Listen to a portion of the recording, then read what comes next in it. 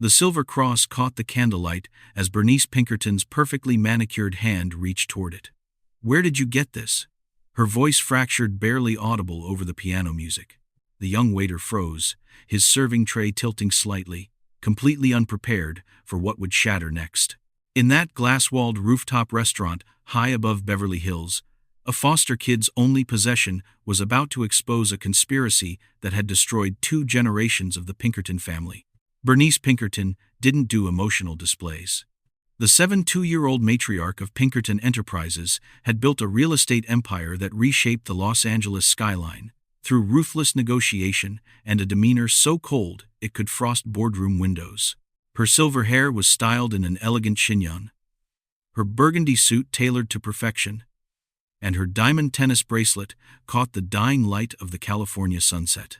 She had buried a daughter, crushed corporate rivals, and survived betrayals that would have broken lesser women. Not once had she let anyone see her cry. Until tonight, the waiter, whose name tag reads Sylvester, stood perfectly still as this formidable woman stared at the simple chain around his neck. The pendant was nothing remarkable, just a small silver cross with faint scrollwork on the back. Sylvester had worn it every single day since he could remember. It was the only thing that came with him through 7 different foster homes, the only proof that someone, somewhere, had once cared enough to give him something. "Ma'am, can I get you anything else?" Sylvester asked carefully, trying to keep his voice professional.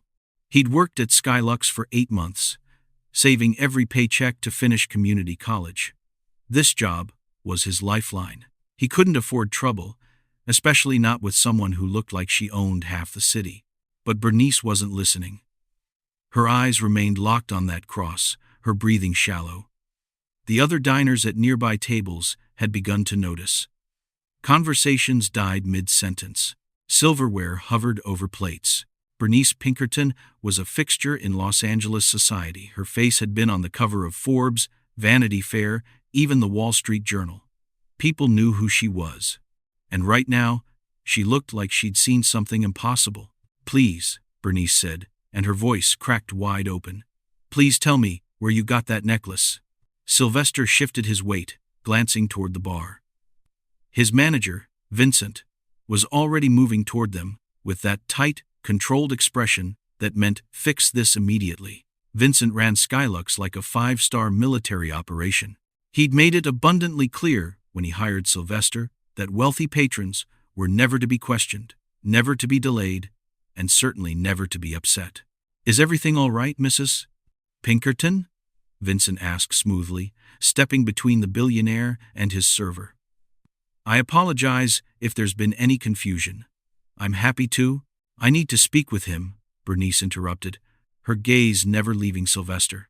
"Alone, please." The entire restaurant had gone silent now. Forks rested on china. Wine glasses sat untouched. Heads turned. Bernice Pinkerton, the woman who once stared down a room full of investors without flinching, who had negotiated billion-dollar deals without breaking a sweat, was trembling. And then, impossibly, she began to cry. What happened next would unravel 25 years of carefully constructed lies. But to understand why a silver cross could bring Bernice Pinkerton to her knees, you have to go back to the night her daughter took her last breath. The night a baby disappeared from Silverleaf General Hospital. The night someone decided that a grieving grandmother would be easier to destroy if she had nothing left to fight for. Bernice Pinkerton had spent a quarter-century believing her only grandson died hours after birth. She had mourned in private, rebuilt her empire in public, and locked her grief so deep that even she couldn't reach it anymore. But Sylvester Smith had spent those same 25 years wondering why no one ever wanted to keep him. And now, in the amber glow of a rooftop restaurant suspended between earth and sky, those 2 stolen lives were about to collide. Vincent didn't argue. When Bernice Pinkerton whispered that she needed the private lounge immediately, he simply nodded and gestured toward the glass doors at the back of the restaurant. Sylvester followed, his heart hammering against his ribs, acutely aware of every eye tracking their movement across the dining room. The lounge was smaller, quieter leather chairs arranged around a fireplace that flickered with gas flames. Floor-to-ceiling windows framed the Los Angeles skyline like a painting. Bernice sank into one of the chairs as if her legs could no longer hold her. Sylvester remained standing, tray abandoned somewhere behind him. "The necklace," Bernice said, her voice steadier now but still trembling at the edges. "Where did you get it?" Sylvester's hand moved instinctively to the cross. "I've always had it. Since I was a baby." "Always?" "It was found with me," he said slowly. "At Silverleaf General Hospital. In a utility closet. I was maybe a few hours old." The words felt strange in his mouth. He'd told this story to social workers, to foster parents, to therapists, but never to someone who looked like she might actually care about the answer. Bernice's face went ashen. "Silverleaf." "Yes, ma'am." She stood abruptly, closing the distance between them. Her fingers reached for the cross. And this time, Sylvester didn't pull away.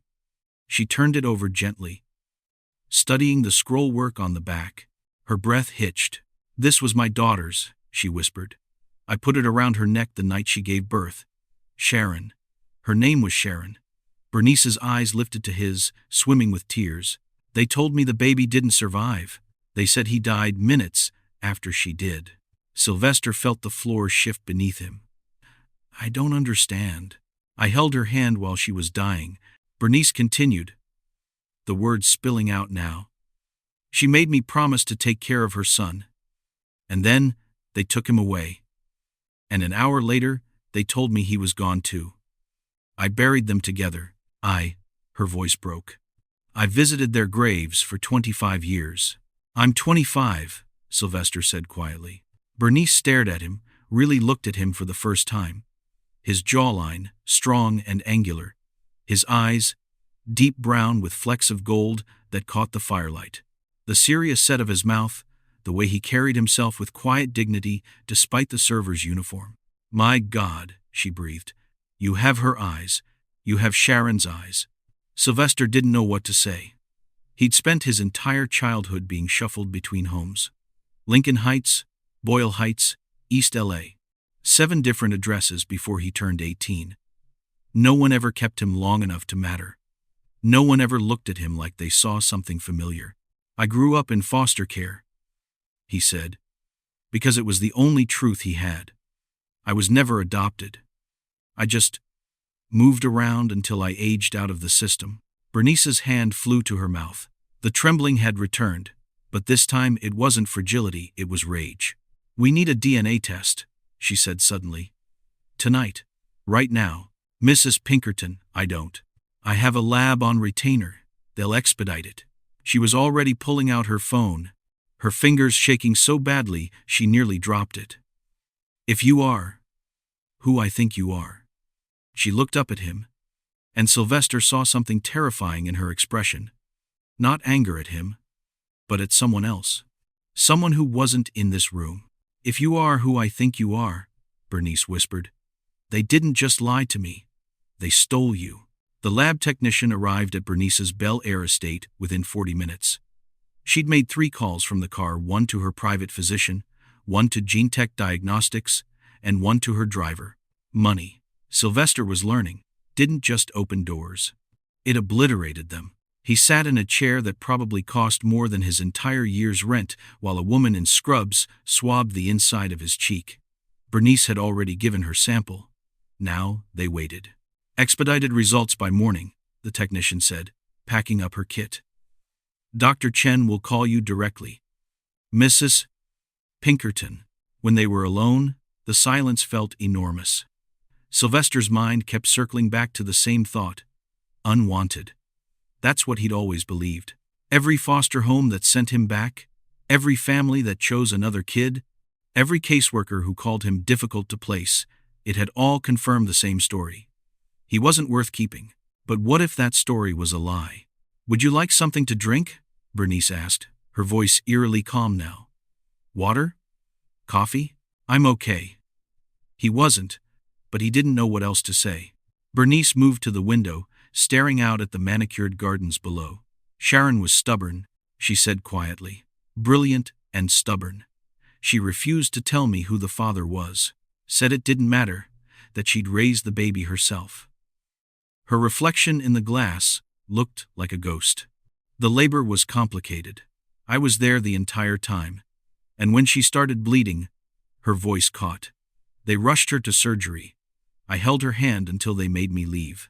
Sylvester could see it, the chaos, the fear, the fluorescent hospital lights.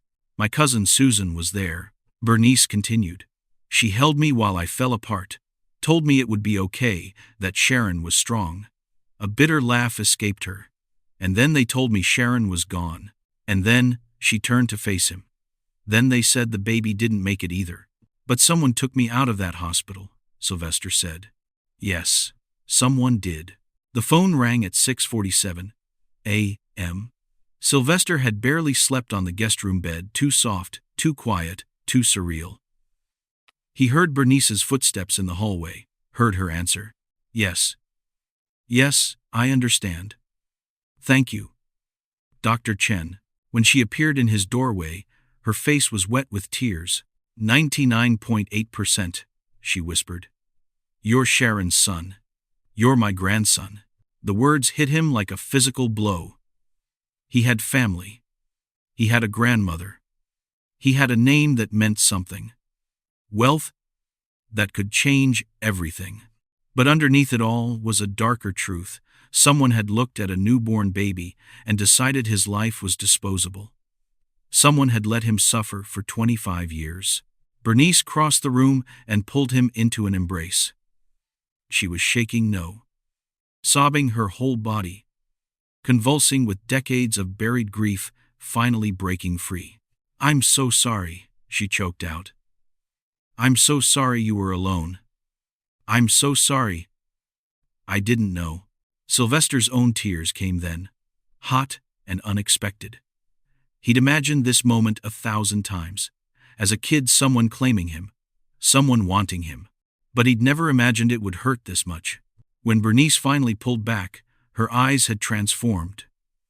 The grief was still there, but beneath it burned something harder. I will find out who did this to us, she said, her voice cold as steel. I will find out who robbed us of each other, and I will make them pay. The investigators were thorough. Bernice had hired the best firm in Los Angeles, former FBI agents who specialized in corporate fraud and cold cases.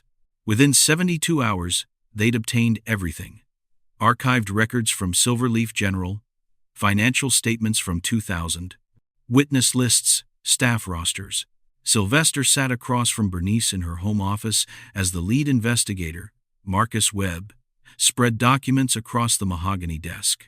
The birth certificate was falsified, Marcus said, pointing to a document with official-looking stamps. Death certificate too. Both signed by the same person, Shirley James. She was a corporate attorney, not a medical examiner. She had no legal authority to sign either document. Bernice's jaw tightened. Shirley worked for Pinkerton Enterprises. She handled our legal affairs. She also received 3 wire transfers totaling $150,000 in the month following Sharon's death, Marcus continued, sliding bank statements forward. All from a shell account traced back to Michael Ashford. The name landed like a bomb. Michael, Bernice breathed. My business partner. Former partner? Marcus corrected. He died in 2019. Car accident. He paused. But before he died, he'd been making payments to several Silverleaf employees. A nurse, a hospital administrator, a records clerk. They were all paid off, Sylvester said quietly. He felt numb. This wasn't random. This was calculated. Marcus nodded. And there's one more name that connects everyone. He placed a final document on the desk, a memo dated 3 weeks after Sharon's death. Susan Pinkerton, your cousin, Mrs. Pinkerton. She was copied on correspondence between Ashford and James. She knew. Bernice stared at the paper like it might bite her. No. But the evidence didn't care about denial. There were emails, meeting notes, a paper trail, showing Susan's involvement in restructuring Pinkerton Enterprises just months after Sharon died. She'd encouraged Bernice to step back, to grieve, to let others handle the business. She was there, Bernice whispered, her voice distant. Sylvester watched her face as memories surfaced. Susan was at the hospital that night.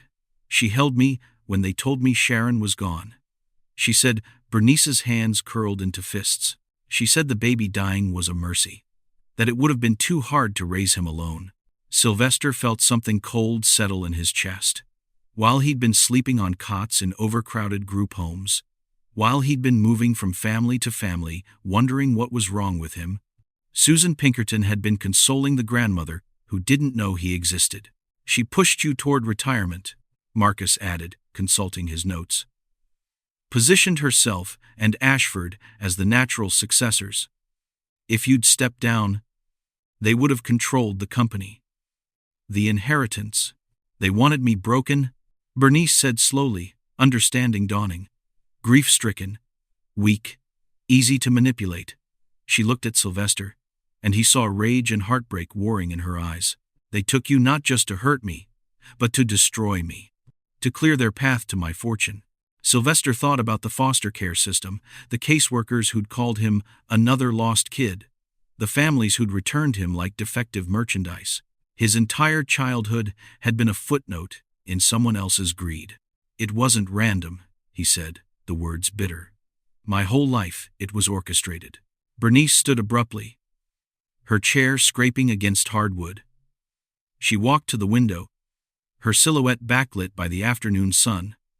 When she spoke, her voice was barely audible. My own blood did this. The storage unit was in Glendale, registered under a dead woman's name, a nurse who'd worked at Silverleaf General and died in 2003. Marcus's team had traced the rental payments back through 3 shell companies before finding Susan's signature buried in the paperwork. Sylvester stood beside Bernice as the investigator cut the lock. The metal door rolled up with a screech, revealing boxes stacked against cinder block walls. Dust hung in the air, illuminated by a single bare bulb. She kept everything, Marcus said, pulling on latex gloves, either as insurance or because she was too paranoid to destroy it. The first box contained medical records, dozens of them. Duplicate files from Silverleaf General, some with handwritten alterations, some marked with sticky notes in cramped handwriting. Sylvester recognized his own birth date on several documents, each one telling a different lie about his fate. The second box held death certificates, blank forms, pre-signed forms, a stack of them, all bearing Shirley James's forged signature. But it was the third box that made Bernice gasp. Handwritten notes on yellow legal paper, Susan's distinctive script filling page after page. Baby must disappear before B recovers from shock. Ashford agrees 3-way split once B is neutralized. Hospital staff secured, $50K each. James handling documentation. Target. Force B into early retirement within 6 months. Grief will make her compliant. Sylvester read over Bernice's shoulder, each line a knife twisting deeper. They'd planned it like a business transaction. His life, his entire existence reduced to bullet points in a conspiracy. There's more, Marcus said, holding up a burner phone in an evidence bag. Still has the SIM card. Messages go back to 2000. He scrolled through them, reading aloud. Package delivered to county services. Trail cold. Another. B asking questions about the baby. Keep her medicated and distracted. And finally, she's signing the retirement papers next week. We won. Except Bernice hadn't signed. She'd pulled back at the last moment, something in her gut telling her to hold on. Susan and Ashford had been forced to wait, to watch, to keep their conspiracy buried, while Bernice rebuilt herself through sheer will. She's been living in Pasadena, Marcus said, closing the box. Still drawing a salary from Pinkerton Enterprises as a consultant. She has no idea we've found this. Bernice's face had gone pale, then red, then completely blank. Sylvester recognized the expression. It was the same one she'd worn in the restaurant, right before she'd shattered. But this time, she wasn't breaking. She was hardening into something unbreakable. I want to see her, Bernice said quietly, face to face. Mrs. Pinkerton, we should coordinate with the authorities first. I want to see my cousin, Bernice repeated, each word sharp as glass. I want to look her in the eye when I tell her I know what she did. Sylvester touched her arm. Are you sure? Bernice turned to him, and he saw something in her expression he'd never seen before. Not rage, not grief, but cold, calculated purpose. She took 25 years from us. She watched me mourn a grandson who was alive. She let you grow up alone. Her voice dropped to a whisper. Yes, I'm sure. Across town, Susan Pinkerton sat in her Pasadena home, sipping tea and scrolling through emails. But her hands trembled slightly as she read the subject line of the newest message. Bernice requests urgent family meeting. Tomorrow. Non-negotiable. She set down her cup, her mind racing. After all these years, why now? What had changed? The walls, she realized with sudden dread, were finally closing in. Susan arrived at the Bel Air estate wearing pearls and a practiced smile. She'd always been good at pretending, at playing the concerned cousin, the loyal family member. But when Bernice opened the door herself instead of the housekeeper, Susan's smile faltered. Bernice, you sounded so urgent on the phone. Is everything? Come in, Susan. They sat in the study, the same room where Sylvester had learned the truth days earlier. Susan perched on the edge of the leather sofa, her purse clutched in her lap like a shield. Bernice remained standing. I wanted to show you something, Bernice said, opening a folder on the desk. What's this about? Susan's laugh was nervous. You're being so mysterious. Bernice slid the first document across the coffee table. Susan's handwritten notes. Baby must disappear before B recovers from shock. The color drained from Susan's face. I don't know what that is, she said quickly. Someone's playing a game. That's not my. Bernice placed the second document down. Bank statements showing wire transfers. Then, the burner phone records. Then, the falsified death certificates.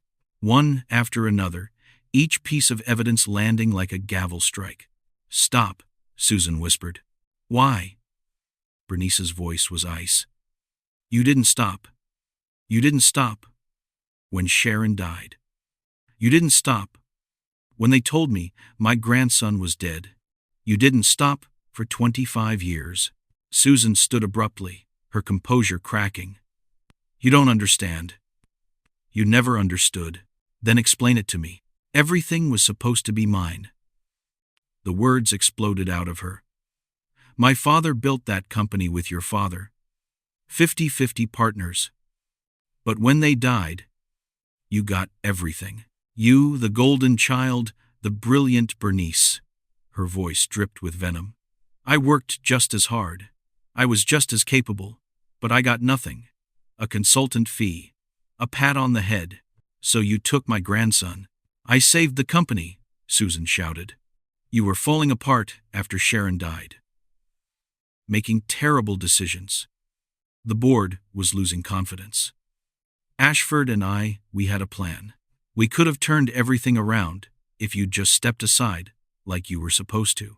Behind the study door, Sylvester pressed his palm against the wood, listening. His hands shook. She was talking about him like he was a chess piece. A disposable obstacle. Where is he? Susan asked suddenly, something desperate creeping into her voice. The baby. Where?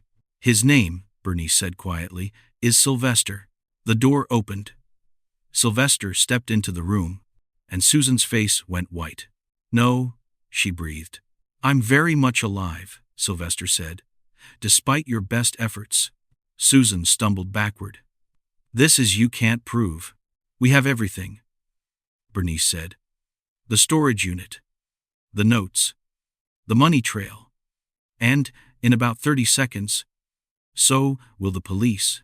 As if on cue, the doorbell rang. Marcus Webb stood on the front step with 2 LAPD detectives. Susan tried to run, but there was nowhere to go. She crumpled into the sofa, sobbing, as they read her rights. Over the next 72 hours, the dominoes fell. Ashley Reed, the auditor who'd helped hide the money, was arrested at her home. Shirley James was taken into custody at her law office. Others followed: hospital staff, accomplices, anyone who'd been part of the machinery. The news broke on every channel.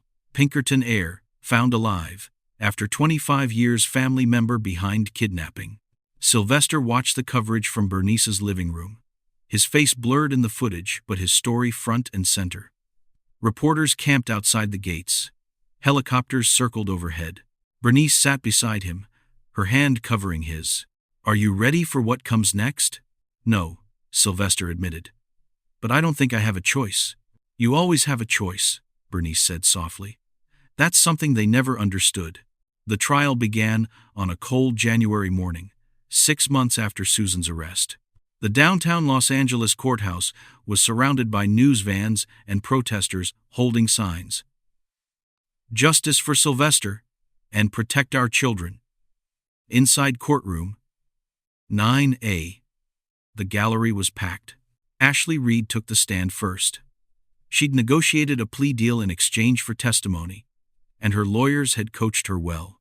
But when the prosecutor asked her to explain the financial scheme, her voice cracked. "Susan Pinkerton paid me $75,000 to alter Pinkerton Enterprises' financial records," she said, not meeting anyone's eyes. She wanted it to look like Bernice was making mistakes, poor decisions. She said if Bernice stepped down, we'd all be taken care of. She paused. "I knew about the baby. I knew what they did. And I said nothing." The courtroom murmured. Sylvester sat in the second row, feeling every eye in the room slide toward him. Shirley James was less cooperative. The former attorney took the stand in a designer suit, her chin raised defiantly.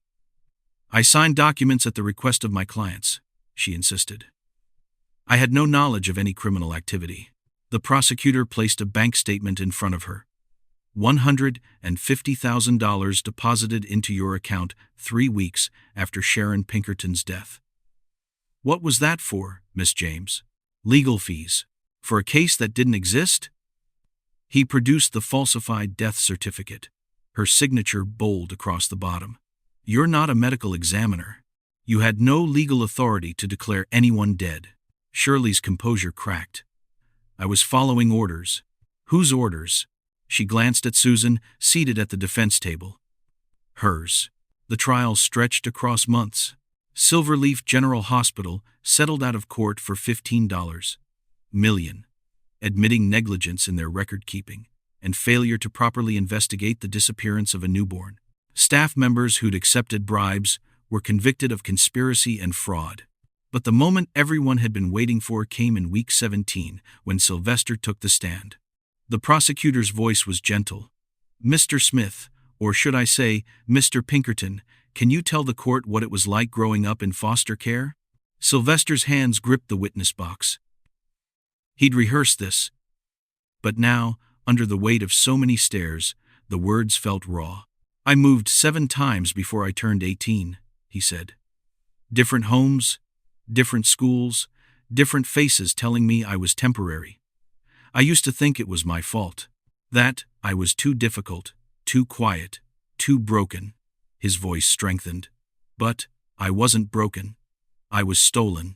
And every night I spent wondering why nobody wanted me. Susan Pinkerton was living off my grandmother's money, knowing exactly where I was." In the front row, Bernice wept silently, tissue pressed to her mouth. "They didn't just take my childhood," Sylvester continued. "They took 25 years of my grandmother's life. They took my mother's last wish. They took everything, and for what? Money they didn't earn, power they didn't deserve." The verdicts came on a Friday afternoon. Susan Pinkerton, guilty on all counts. Kidnapping, conspiracy, fraud, falsifying documents. Shirley James, guilty.